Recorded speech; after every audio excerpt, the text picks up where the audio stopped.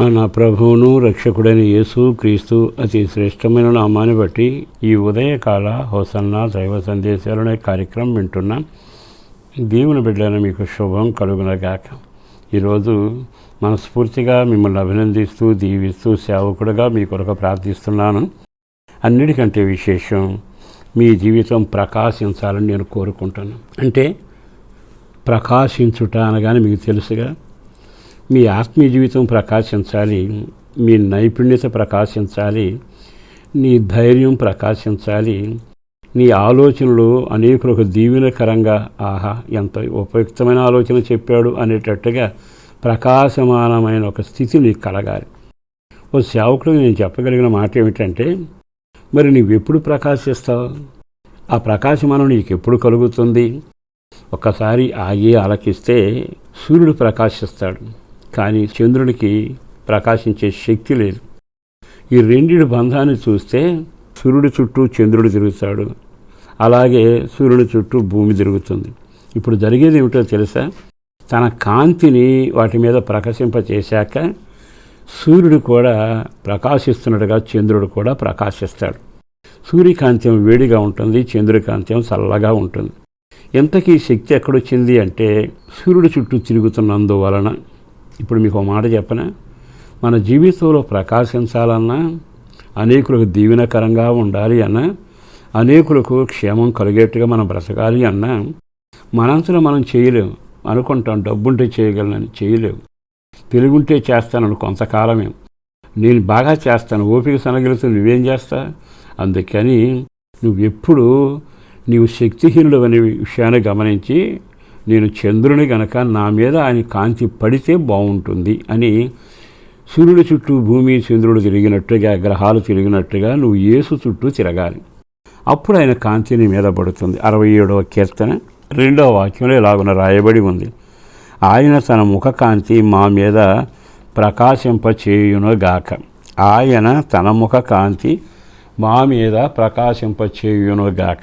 ఈ భక్తుడు కోరుకునేది ఏమిటో తెలుసా? చేయబెట్టి దీవించయ్యా, గుప్పిలు విప్పి కోరిక తీర్చయ్యా అనడంలా నీ ముఖకాంతి మా మీద ప్రకాశించాలి. అబ్బా ఎంత చక్కని మాట. ఆ కాంతి ఎప్పుడైతే పడుతుందో ఈ యొక్క రూపం విచిత్రంగా మారుతుంది. అందుకని మనం అనేకుల మధ్యలో విలువగాను, సాక్షిగాను, ఉపయుక్తంగాను, వెలుగుగా ఉండాలి అంటే ఆయన కిరణాలు మన మీద పడాలి. ఎప్పుడైతే ఆయన కిరణాలు ఆ ముఖకాంతి పడుతుందో నీలో ఎనలేని మార్పు కలుగుతుంది. మీకు ఒక మాట చెప్పనా, పుష్పానికి రంగులు అని చాలా రంగులు ఉంటాయి. ఈ రంగులు పుడుతూనే తెచ్చుకోదు. అసలు విషయం ఏంటంటే సూర్యకిరణాలు దాని మీద పడినప్పుడు ఆ కిరణాలు ఆ రంగులను అద్దుతూ ఉంటాయి.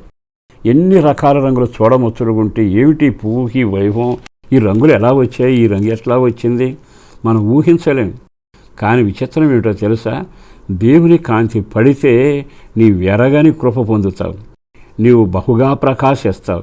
నీలో ఉన్న నీతి ప్రకాశిస్తుంటే, నీలో ఉన్న యథార్థత ప్రకాశిస్తుంటే, నీలో కనికరం ప్రకాశిస్తుంటే జనం ఆశ్చర్యపోతారు, ఇతడేనా మన మధ్య మరి పెరిగి మన ముందే నడిచిన వాడే, కానీ ఎంత ప్రకాశమానంగా తెలివేమిటండి, ఆ ప్రార్థన ఏమిటి, ఆ వినయం ఏమిటి, ఆ భక్తి ఏమిటి, ఎంత ప్రేమండి.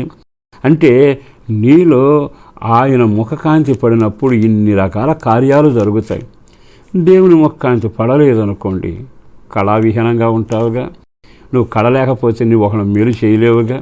అందుకని ఇంట్లో ఉన్న వాళ్ళందరూ కళాహీనులుగా ఉంటే ఏడుపు వేదన తప్పే ఉండదుగా.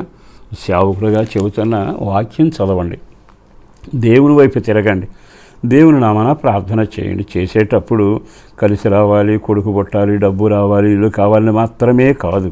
నీ కాంతి నా మీద ఉండనివ్వా, నీ కాంతి నా మీద ప్రకాశింప చేస్తే నేను ప్రకాశిస్తానయ్యా, అనేకులకు ఆకర్షణగా ఉంటానయ్యా. చిన్న పువ్వు ఒక్కరోజున రాలిపోయే పువ్వు దగ్గరికి వెళ్లకుండా ఉండలేమి.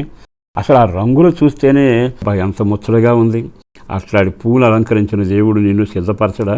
అందుకే ఈరోజు నువ్వు దేవుని వైపు తిరిగి ఆయన సన్నిధిలో నిలిచి వాక్యానుసారంగా నడవడం మొదలుపెట్టు.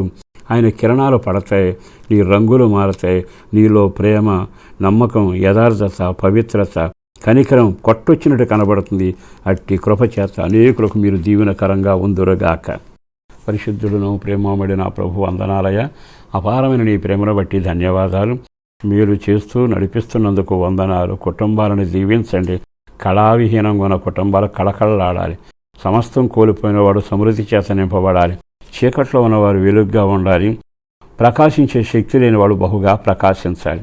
ప్రాణాత్మ దేహాల క్షేమం, కుటుంబానికి దీవెన కలుగ చేసి పేరు పేరున బిడ్డలను దీవించండి.